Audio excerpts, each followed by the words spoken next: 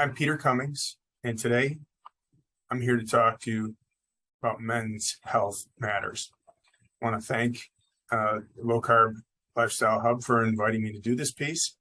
I consider myself first and foremost a coach. I have many different roles that I play, including Director of Medical Fitness here at Restore Medical Fitness. But I'm very passionate about the role as coach because I think as a coach, we have a certain bond when we try to help people set goals and achieve their visions.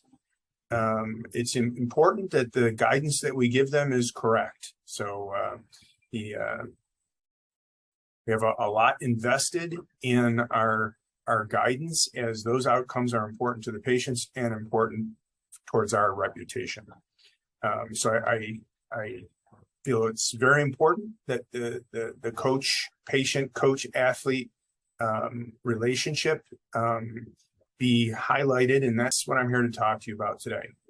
Now, this information can be generalized to both men and women, but I think one of the messages I want to let the guys know is don't wait.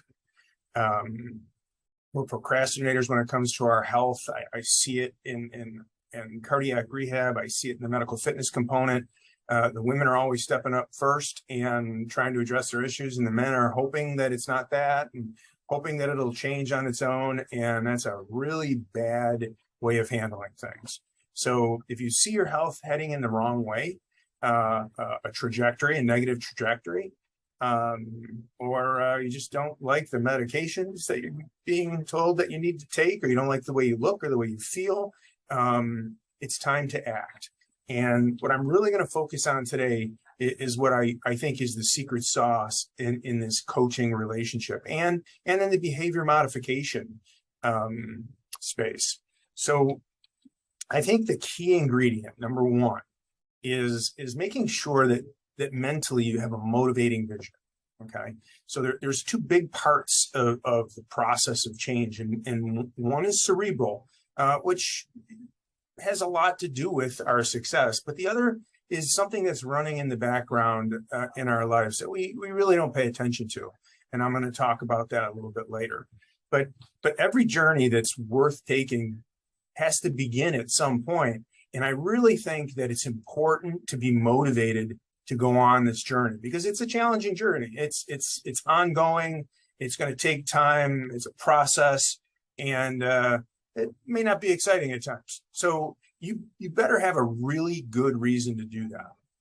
So I talk about this idea of the vision plan, having a well-defined and motivating vision, and you want it to be as clear as possible, and that's important. And why is that important? Well, because clear visions are highly motivating. Right. So if you can close your eyes and envision yourself accomplishing a goal that puts a smile on your face, that is a goal or a vision that you are much more likely to move towards than if it's just sounds okay. So you want this vision to be clear because, this is an ongoing journey, and you're going to need ongoing motivation. And again, this is the cerebral part of it. And there's ways to address this vision and make it clear. And I think using a coach to help set these goals and help you to create this vision and verbalize it and make it very real for yourself is an important part of the process. Because all journeys are a little boring at times, right? You get in the car and you want to go on an eight-hour drive. By 3 hours in, it's not as sexy and as exciting anymore. You just want to be done. But it is that motivating vision of why you bothered to get in the car to do that 8-hour drive that keeps you going in the right direction. So, staying on course and not veering will depend on a worthy vision, a purpose. So this vision will also help you to define what is inbounds and out of bounds, right? So if you need to get somewhere and you want to be there in 8 hours, going off course here or going off course there is not conducive to you getting to your point on time. And that will help you to define those boundaries of what a good goal is, what a relevant goal is. So this is why having a clear, motivating vision is important. And here's some examples. And we have people that walk in all the time and say things on the like I have on the right here. Oh, my wife or my doctor wants me to take better care of myself, or I need to lose weight. Or they say I'm not happy with all the medications I'm taking, and I'm just sick and tired of being sick and tired. That's not a motivating vision. As I say that out loud, I mean, there's good reasons that you may want to change when I say it that way. But a motivating vision is one where, again, as you start to envision it, it makes you happy, right? I am living a life where my clothes fit well. I like the way that I look. I feel confident. I have so much energy that I'm completing my tasks better. I have energy at the end of the day to play with my children. I feel so strong. I'm able to do things I haven't done. I'm living a life without medications. These things are positive affirmations about how you see yourself living in the future. This is a vision worthy of effort. The other one, it sounds good, but it's not so great. And so I think you have to try to frame it in a positive way and make sure that it's emotional. And that's what a great vision plan is. It should evoke emotions. In fact, that's what I teach my health coaches here, is that after a good consultation with someone, as you get them to open up and tell you why they wanted to lose the weight, like what is it about the weight that they don't like? What bothers them about that, and why do they want that weight off? How will that losing that weight change their life? Then they start getting a little deeper into the emotions, and that makes the vision plan so much more powerful in your daily motivation. So make sure it's clear as possible, and you can always rework this over the coming days and weeks when you're working with someone. But it's really important. So envisioning this, achieving this plan, right? When you think about it, when I say, well, this is what I'm hearing you say. If I were to say that to you and repeat back these emotional vision that you created, it should really make you happy. It should make you smile and say, yes, that's exactly what I would like for myself. And when you get that, you have what you're looking for from the key ingredient number one. So a great plan will motivate you to continue to make steps and complete your daily goals. There's going to be challenges, and we're going to talk about those. And it's going to keep you on the straight and narrow, because, again, it'll help you to define what is a relevant goal and when do you know you're out of bounds. Because the thing that you're doing that's out of bounds is not leading you towards that thing that just put a big smile on your face. So these are important things. So ingredient number two is having a team around you. As I suggested, as a coach, I get to play a role with people on their journey, and great journeys are shared. I get to experience these journeys with these people, and they make me very happy when I help people to achieve their goal. I'm very proud of the achievements of my athletes and these patients. I don't get to take credit for them, and I'll talk about that in a minute, but I am a part of it. I'm a passenger in the car. I get to see everything that they do, and that brings joy to me because I help to guide the process.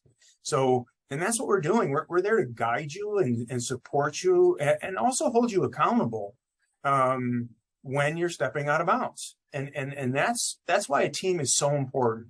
So as you build your team, if you think about who are these people that you can help or get to help you achieve your goal, one of the first groups you need to think about are your friends and your family, right? Sharing this vision with your friends and family and letting them know that I could use help reducing the friction towards my healthier habits, or I may not be able to do certain things that we were doing together because they're unhealthy habits that are pulling me away from goals. Getting your friends and family to buy into this there could be no greater bar lowering and making your vision and your journey easier than getting these people that are around you all the time on the same page as you. I think having a nutrition coach to look at your nutrition habits, whether you're shopping and meal planning or you're just flying by the seat of your pants, getting a health coach to help you look at all of the pillars of health. There's more to it than just nutrition or just exercise. Starting a walking program is great, but if you're not going to change your nutrition, you may not get anywhere near where you were envisioning, right? So there's more to deal with. And that's where health coach can come in. And then also having a qualified exercise coach to make sure that the exercises that you're choosing are going to, one, help you to get to your goal, but two, are appropriate and safe for you, right? You may not be in any type of shape to do exercises you're seeing other people do. Well, what's appropriate for you? Because staying on track is important. Not getting injured keeps you on track. So I think the nutrition coach, the health coach, and the exercise coach, who could be played by one person if they're qualified to do that, having this person or persons on your team is important. But remember, you are the action player. You have to execute the plan, all right? Your family can help lower the bar and get some obstacles out of your way and not be the obstacle, not being a negative force attracting you towards unhealthy habits. Your nutrition coach and your health coach and your exercise coach can put the best plan together in the world, but you have to execute the plan. So you're the player. You're the one on the field, okay? And the other thing that these coaches are going to do are going to make sure that the goals that you're setting are relevant to your journey and where you're trying to get. And it's important that they hold you accountable too, that you're not doing as well as you could do. And it's these interactions with your team that help you achieve your goal. Secret sauce ingredient number 3 are SMART goals. Okay, so notice the capital letters, because when you put the motivating vision, a great team to support you and guide you and hold you accountable, and you have SMART goals that are really going to help you get there, you have your key ingredients to this secret sauce. So when I say SMART, what does this mean? Well, they need to be specific so that you can measure whether or not you're having success with them. They have to be attainable. You can't set goals that are too lofty to achieve, and I think that's where people make a lot of mistakes. Not starting it with simple goals that start to change behaviors. And I got a great example of what that is, a simple goal of drinking water. Relevant, they have to be relevant to your journey, right? And they have to be time-based. We're going to expect them to be done by a certain time period, because this is where the coach now holds you accountable, right? We knew what the goal was. We can measure whether you achieved it or not. It was well within your reach. It would have helped you. And did you or did you not get it done in the time period we talked about? So a simple example is drinking water. People come in all the time. They're dehydrated. They don't drink water. They don't like drinking water. They drink sugar-sweetened beverages and things like that. And this is a goal that starts to completely tip the metabolic system, where we give your system more water and take away these sugar-sweetened beverages. It has a double impact. It's amazing what we start to see from people just by achieving something as simple as drinking 2 pints of water more than they were and less sugar-sweetened beverage. So we set a goal of put a glass out, and every morning we want you to drink a pint when you wake up and another pint before you go to sleep. It'd be great if you drank in between, but right now we're going to keep it simple. 1 in the morning and 1 in the afternoon.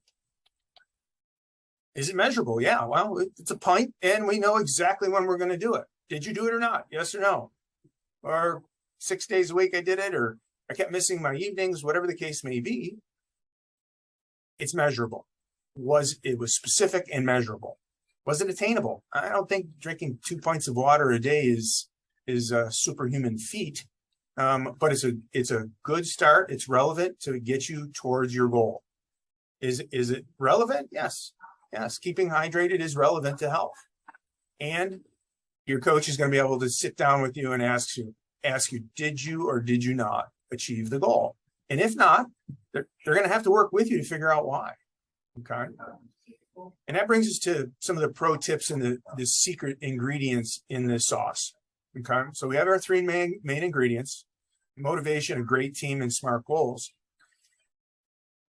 But habits are something that are kind of running in the background. I mentioned this is a cerebral thing. Setting a great vision plan is you using your head and envisioning your life. But we have these habits that are kind of running in the background that we sometimes don't even recognize that we're doing. And they could be negative, but what we're going to try to do is actually develop healthier habits so that they run on their own as well. Much like your bad habits, we're going to have good habits that are easy to accomplish because you're hardly even paying attention to doing them. So we're going to try and reduce friction towards these healthier habits. All right, make it easier for you to do this, like taking a vitamin pill, right? And maybe 4 weeks in, we decide, you know what, you can use a multivitamin. Well, a great time to take that multivitamin might be in the morning or in the evening when you're drinking your glass of water. So if you've established this drinking water behavior, and now we piggyback with your multivitamin, it now becomes just a part of an already established habit. And that's a great way to reduce friction towards a healthy habit, is piggyback other healthy habits. But you also want to decrease or increase friction to unhealthy habits, right? So maybe your children still like to eat snack food that is not appropriate for you on your diet. Maybe you'll ask them not to keep it in front of you, not put it in the same place that you've always found it in. They're going to keep it out of sight. Make it more difficult for you to actually go after it. Then now you've got your support team reminding you, Dad, that wasn't what you wanted to do. That's why I'm keeping it in my room. That friction in and of itself could be all it takes to remind you of your vision and make sure that you continue to work towards your goals. Be prepared for tough days. This motivating vision and making it easier and easier with your frictionless habits will help, but there's going to be tough moments, tough days, stressful days, parties, holidays, all of these things, and you're going to need the help of your guides to keep you on track. Make sure that you're addressing all 4 pillars. Don't just start an exercise program. Get some help at looking at your nutrition while you're starting an exercise program. Look at your stress and your sleep. If these things are not optimal, eating better and exercising will still not be optimal because you're not addressing these other pillars. Nutrition is probably the most important of the pillars. So, if you're going to start with one, that's a great place to start. And I really think that a real food, unprocessed, therapeutic carbohydrate reduction is like a magic pill. We have the evidence to prove it. It's amazing that the people who need it most, the pill works towards their blood pressure or their weight or their hyperglycemia the best. I think you need to regularly assess, and this is again where your team comes in, the accountability, and help you to alter the plan. And say, well, okay, like when you get off to get gas on one of your journeys, the GPS tells you're recalculating. It doesn't mean you're still not going to your vision. It just means that for now we have to stop and get gas before we get back on track. So be ready to reevaluate and don't quit. I mean, that's the only way to fail is by not trying. So to finalize the recipe, you have to have a crystal clear, motivating vision. You have to remind yourself of this vision daily, if not multiple times a day. This is the cerebral part. You have to build a team around you. Make sure that they're becoming part of this friction reduction towards healthy habits rather than the friction towards adopting healthy habits. Use your coaches to set relevant goals. Use their guidance. Use their accountability. Completing these goals will lead you towards it. Just like watching the clock tick as you're moving down the interstate towards your goal. Make healthy habits convenient and make unhealthy habits inconvenient. Habits are about friction, right? As you take time to develop these habits, reducing the friction around your healthy habits will make it easier for these habits to develop and stick. So creating healthy habits make achieving your goals easy because it's the autopilot of life. Okay. So having this vision, this is a cerebral part, but in the subconscious, our habits take over. And that's why building these habits are so important. Your coach will hold you accountable to your self-selected goal and identify friction points and help you to change that friction so that the habits can be developed better. And just remember, be prepared to recalculate as time goes by, because there's going to be little obstacles and you may have to change ever so slightly. If you're looking for help, I'm the director of medical fitness at Restore. We have remote programs that address these issues. As I said, I work with world-class age group athletes and patients of all ages. And if you're interested in reading a little bit about our outcomes, this is a paper that was just published. I invite you to read up. Thanks, and remember, men's health matters.